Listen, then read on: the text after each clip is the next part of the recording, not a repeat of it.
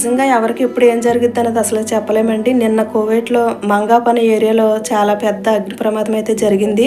Company వాళ్ళకి సంబంధించి పెద్ద బిల్డింగ్ అనమాట అది. ఆ బిల్డింగ్ లో గ్యాస్ సిలిండర్లు బ్లాస్ట్ అయిపోయి అక్కడికక్కడే చాలా మంది 40 మంది పైనే చనిపోయారంట. అసలు వాళ్ళ బాడీలు కూడా అసలు గుర్తుపట్టలేని స్థితిలో అయితే ఉన్నాయి.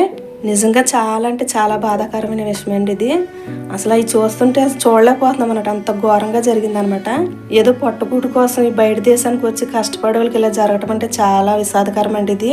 చనిపోయిన వాళ్ళని అయితే మనం ఎలాగ తీసుకురాలేము. వాళ్ళ ఫ్యామిలీలు అయితే చాలా విలువలు ఆడిపోతున్నారనమాట. వీడియోలు చూస్తుంటే చాలా బాధ అనిపిస్తుంది.